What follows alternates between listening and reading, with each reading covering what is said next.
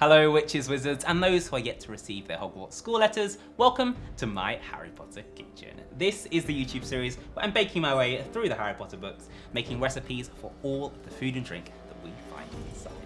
If you missed last week's recipe where we made a roast pork Wellington with some lightning bolt magic, make sure you check out the link down below in the description to catch up. And if you haven't subscribed to my Harry Potter kitchen yet, what are you waiting for? Make sure you hit that subscribe button and click on the notification bell and you'll get an alert every Magic Monday when there's a brand new recipe. Speaking of which, it's Monday, so let's head back into the chamber.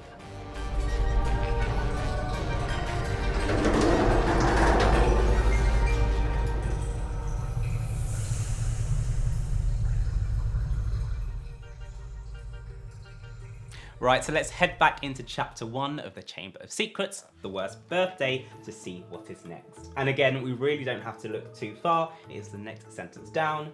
Eat quickly, the Masons will be here soon, snapped Aunt Petunia, pointing to 2 slices of bread and a lump of cheese on the kitchen table.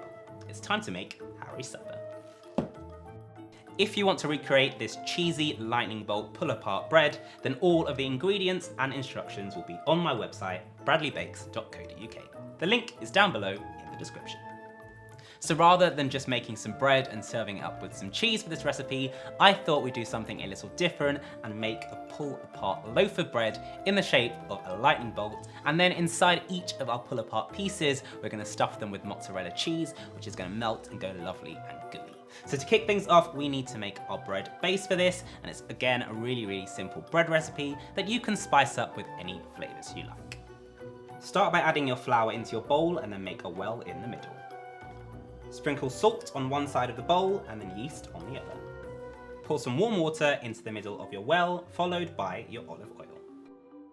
If you're kneading with a stand mixer and a dough hook, then pop the lid down and you'll need to work it for about 5 minutes. If you're doing it by hand, then double this time and knead it for 10 minutes. Start off slow and then speed things up as the flour gets more incorporated.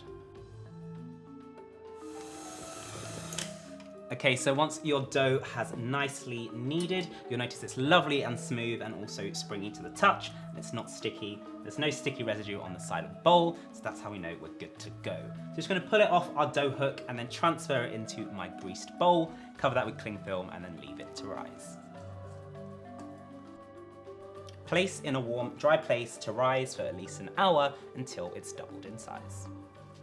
Okay, so once the dough has risen and doubled in size, you can take off your cling film and we're gonna knock back the air slightly before turning this into our dough balls, and then it needs to go for another rise so that they're lovely, light and fluffy when they come out of the oven. Lightly flour your surface and divide the dough into 13 pieces.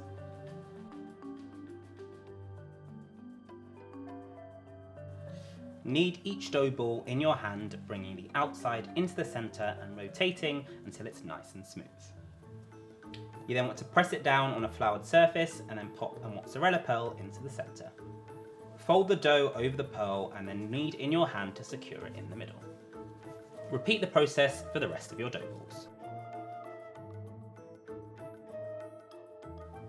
So now all of our dough balls are complete and they are stuffed with those mozzarella pearls, which are going to melt and go super gooey in the oven. We need to turn them into our lightning bolts. So for that, I've got myself my baking tray, which I've lightly greased, and then we're just going to place these on into our lightning bolt shape. And remember, you want to put it a bit tighter than it's going to be because we're going to let that rise and we don't want to lose too much of the shape. A quick rule to help you assemble is just try to get it so it's always 2 dough balls wide and then follow the shape of your lightning bolt.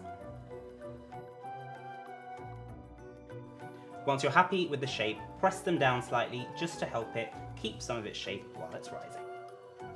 Now that our lightning bolt loaf is ready to go, we're just going to cover this with cling film again, and then it's going to go back into a warm, dry place until it's doubled in size.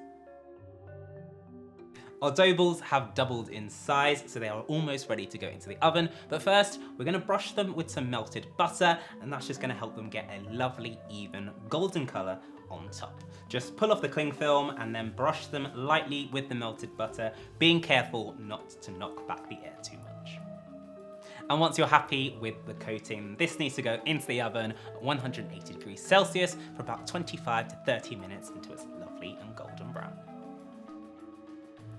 Our lightning bolt pull apart bread is lovely and golden brown. The smell filling the kitchen is wonderful. So we're gonna finish it off just before we serve it with some more melted butter, some extra cheese because you can't have too much, and then a little bit of parsley sprinkled on top. While the bread is still warm and just out of the oven, brush it well with your melted butter. This will help give it a nice shiny finish. Grate your fresh parmesan over the top. And then finish with a garnish of parsley.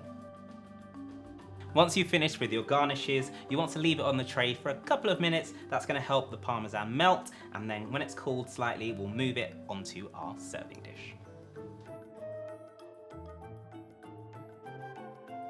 So there you have it. Our cheesy lightning bolt pull apart bread is complete. It smells amazing, it looks pretty magical, so it might be a little bit too good to share, but if you do want to, it's easy to pull apart and share with your wizarding friends. That's all for this week, but if you want to see more from my Harry Potter kitchen, make sure you hit that subscribe button and click on the notification bell so you get an alert every Magic Monday when there's a brand new recipe.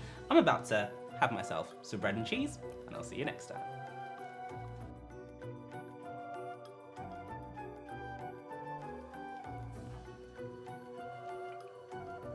Ooh. Cheer up, Harry. Bread and cheese isn't too bad.